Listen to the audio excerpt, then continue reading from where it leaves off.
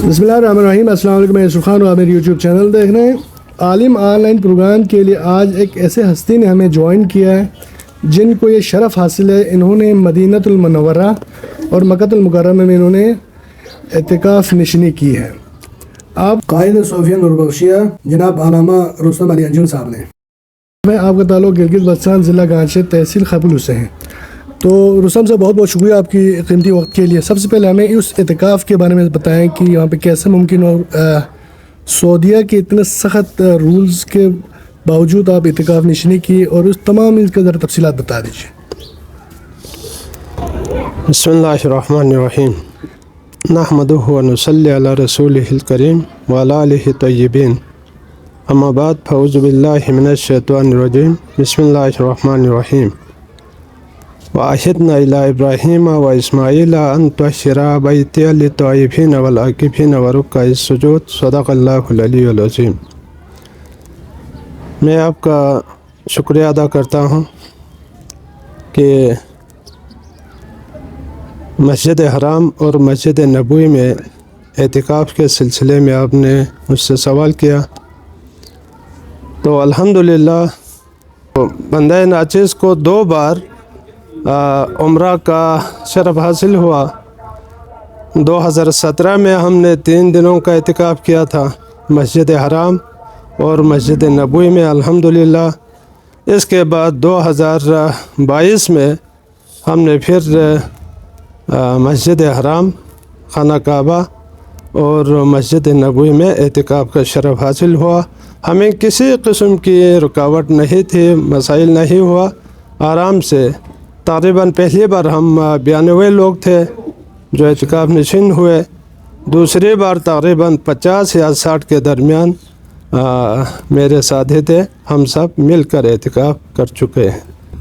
جی اچھا، اعتکاف کو لے کر ہمارے حلقوں میں کچھ تحفظات کے بھی شکار ہیں لوگ. ان کو تذبذب ہے، کچھ سمجھ نہیں آ رہا. کچھ لوگ کہتے ہیں یہ اعتکاف جو ہمارے فقہ کے روس ہے، شاہ سعید نے کچھ اس کے پر کہا ہے کہ اگر ایسے کنڈیشنس ہو تو کریں، نہیں تو نہیں کریں. اب اس کا جو کنفیوژن آپ کیسے دور کریں، کیسے دیکھتے ہیں اس چیزوں کو، سب کو سمجھ میں آ جائے، اس کوئی جواب ہے؟ تو اس میں کنفیوژن والی کوئی بات نہیں ہے. سید العارفین غوث المتاخرین شاہ سید محمد نور بخش نے باقاعدہ فقہ الاحمد میں ایک چپٹر اعتکاف کے سلسلے میں تحریر کی ہے. اس میں ارشاد فرماتے ہیں فمن اراد ان یعتکف وجب علیہ ان یتعلم شرائطہ وارکانہ وسننہ من عالم ربانی اعتکف کثیرا وانتبہ بہ. اگر کوئی اعتکاف کرنا چاہے تو ایک ایسے تجربہ کار جو ماہر کی ضرورت ہے، جس سے سنت ہو، واجب ہو، آداب ہو، وہ سیکھ لیں. صحیح. اور اس ماہر کا نام آگے فرمایا ہے عالم ربانی. ایک تو ہوتا ہے عالم شیطانی، ایک ہوتا ہے عالم ربانی. وہ تمام علماء کرام جو صوم و صلاۃ کا پابند ہو اور 5 وقت کی نماز پڑھتے ہوں اور لوگوں کو رشد و ہدایت کی طرف لاتے ہوں، تو وہی عالم ربانی ہے. اور اعتکاف کے لیے عالم ربانی کی ایک اور نشانی اور علامت تحریر کی ہے، وہ ہے اعتکف کثیرا وانتبہ بہ. بکثرت اعتکاف کیا ہوا ہو اور اس سے فیض حاصل ہو چکا ہو. تو اعتکاف کرنے کے لیے صوفیہ نوربخشیہ کے ہاں ایک عالم ربانی کی شرط لگا دی ہے. عالم ربانی کی تعریف یہاں اس طرح فرمایا کہ بکثرت اعتکاف کیا ہو اور اس سے فیض حاصل ہو چکا ہو. اس میں اور کوئی کنفیوژن کی کوئی بات نہیں ہے.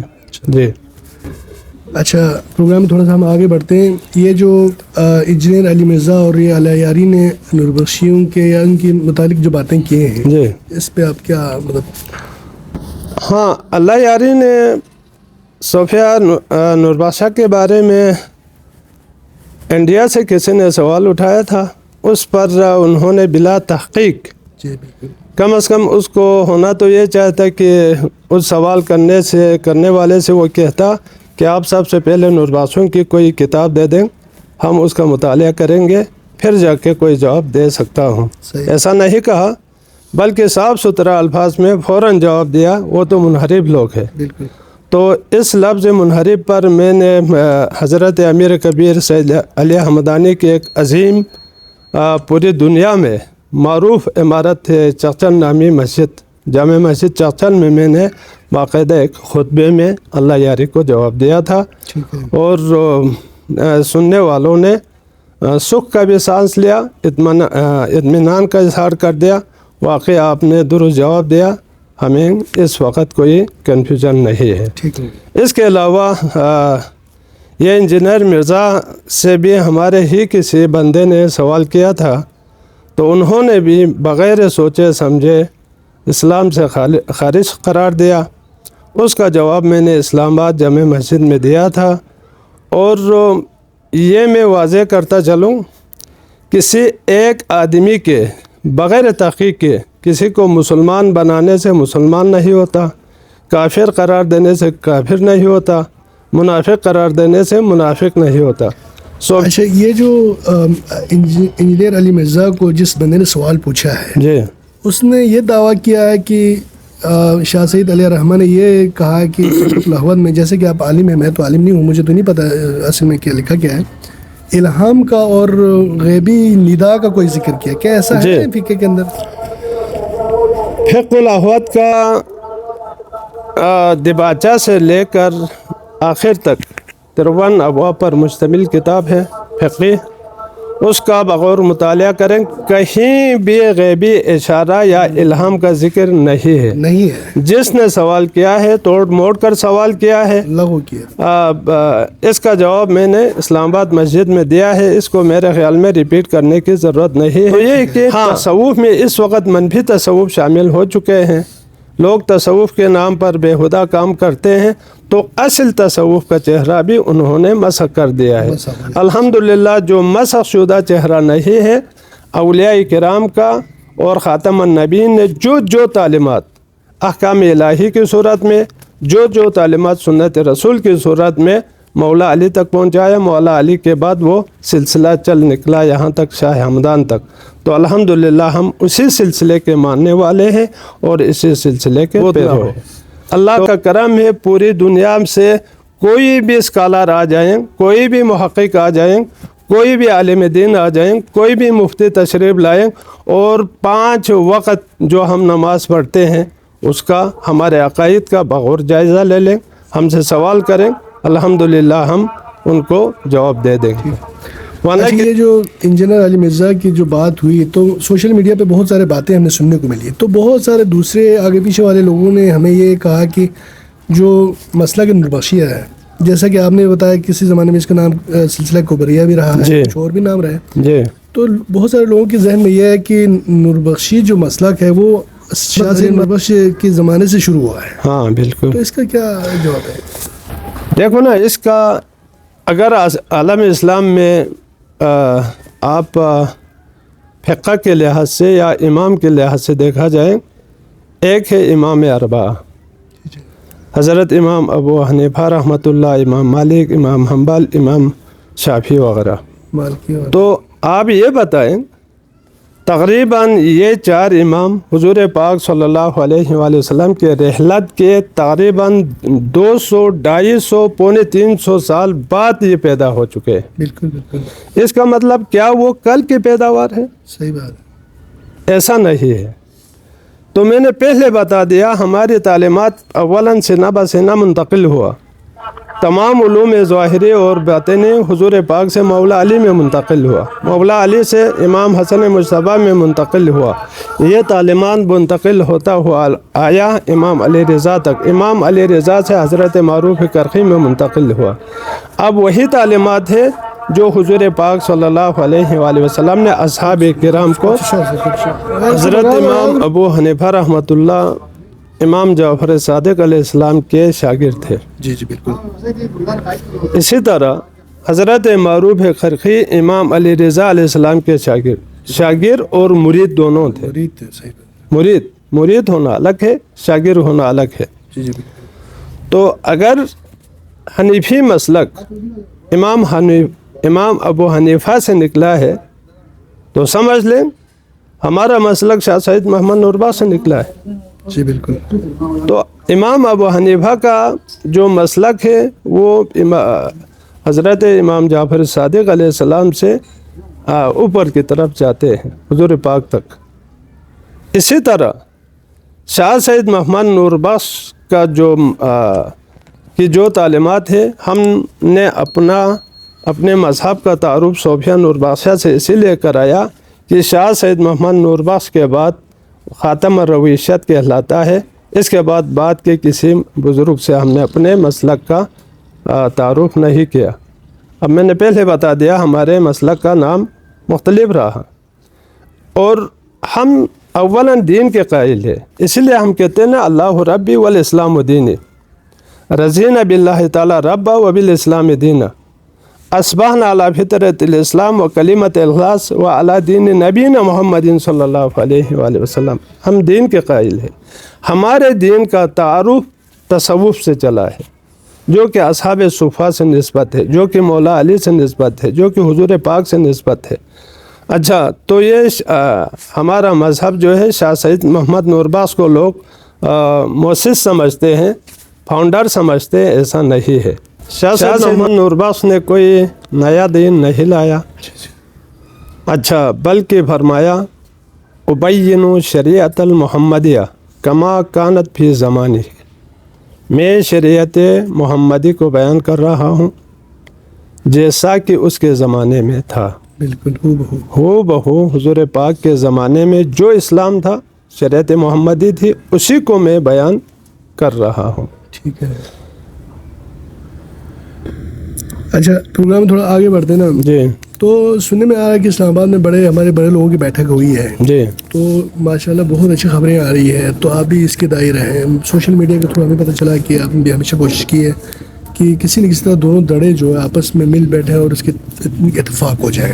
جی. ایسا ہونے کے لیے کیا ضروری ہے؟ دونوں طرف سے بتائیں، یہ ہو جائے تو صحیح ہے، یہ ہو جائے، کیا مطالبات ہیں، کیا ہونا چاہیے، آپ کی تجزیہ کیا ہے اس کے بارے میں؟ شاہ سید محمد نور بخش کے پیروکار تقریباً 50-60 سالوں سے دو حصوں میں بٹے ہوئے ہیں. جی بالکل. ایک اپنے آپ کو صوفیہ امامیہ نور بخشیہ جی کہلاتے ہیں، اور ایک اپنے آپ کو صوفیہ نور بخشیہ کہلاتے ہیں. صوفیہ نور بخشیہ والے یہی سمجھتے ہیں، ان کا کہنا اور ان کا یہ یقین کی حد تک ہے کہ امامیہ بعد کی پیداوار ہے. تو اس سلسلے میں تھوڑا سا اختلافات ہے، زیادہ اختلافات نہیں ہے.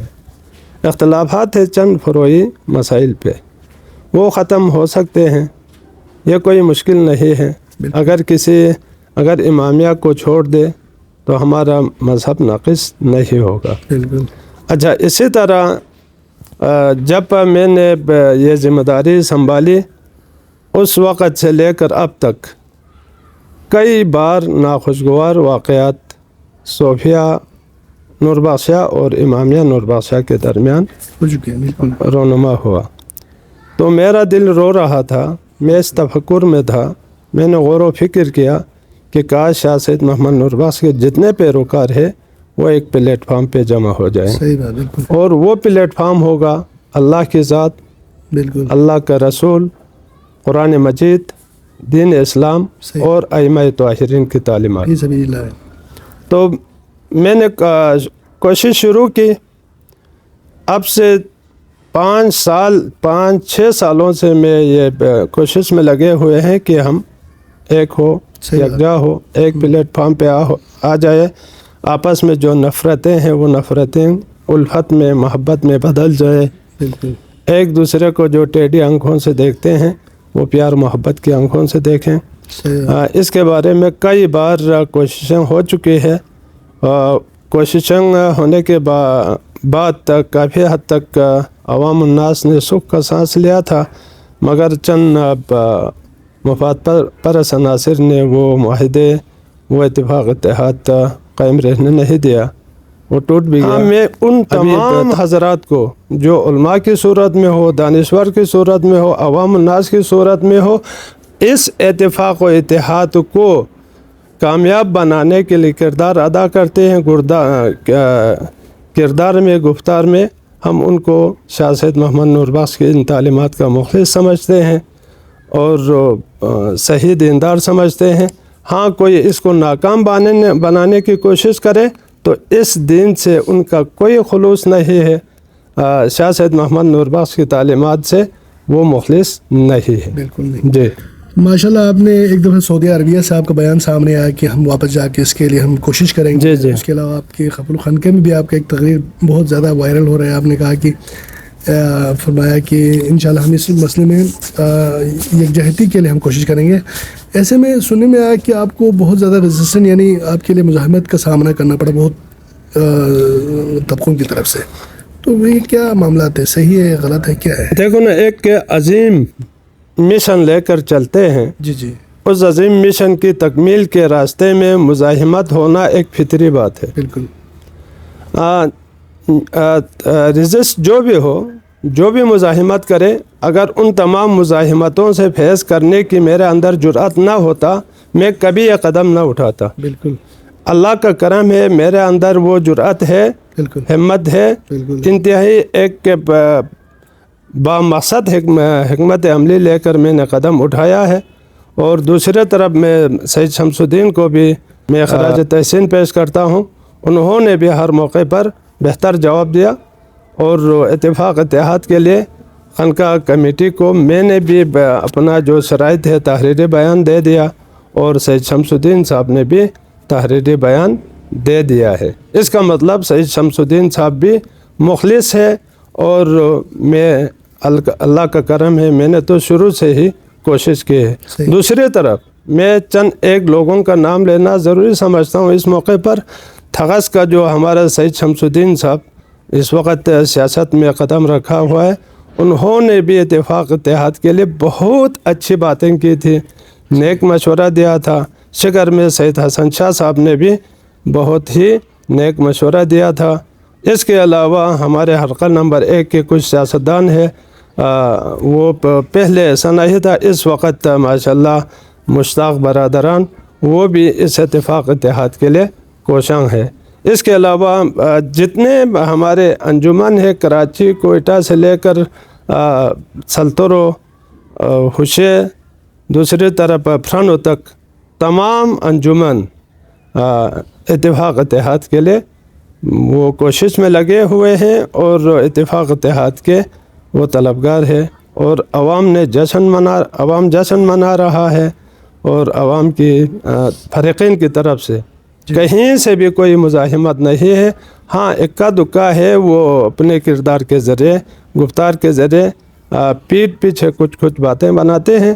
ہاں کوئی مزاحمت کرنا چاہتے تو کر لیں، انشاءاللہ پوری قوم ہمارے ساتھ ہے، پوری قوم اتفاق اتحاد کے خواہاں ہے، اس پر خوشی کا اظہار کر رہے ہیں۔ ایسے میں اکا دکا ہو تو کوئی فرق نہیں پڑتے، وہ ریزسٹ کرتے رہیں۔ اچھا، آپ کی اتنی کوششوں کے بعد آپ کا ابھی اس وقت پروگریس کہاں پہنچا ہے؟ کتنی آپ کو کامیابی ملی ہے؟ کتنی آپ پر امید ہے آگے؟ اس وقت انہوں نے انتہائی عرق ریزی سے چھان بین کر رہا ہے، کہاں سے ہمارے درمیان نفاق پیدا ہوا، کہاں سے نفرتیں شروع ہو گئی، کہاں سے ہمیں دڑا بندی ہوا، ان تمام عوامل کا وہ جائزہ لے رہا ہے، اور انشاءاللہ تعالی ہماری جو صلح کمیٹی ہے وہ پر امید ہے کہ ہم مستقبل قریب میں پوری قوم کو خوشخبری دینے کے قابل ہوں گے۔ آپ کی نیک خواہشات اور پرخلوص آپ کی کوششوں، اور یوسف خان چینل سے بات کرنے کے لیے بہت بہت شکریہ دوستوں صاحب۔ جی آپ کا بھی بہت بہت شکریہ۔ بات کر کے مجھے بہت پوری قوم کو آپ کے وسادت سے میں نے پیغام دے دیا، اور تمام نور بخشی برادری کو، چاہے وہ امامیہ میں ہو، چاہے صوفیہ کی طرف ہو، میں ہر ایک کے ساتھ نیک خواہشات کا اظہار کرتا ہوں، اور آپ کا شکریہ بھی ادا کرتا ہوں کہ یہ پیغام پوری دنیا میں پھیلا دیا۔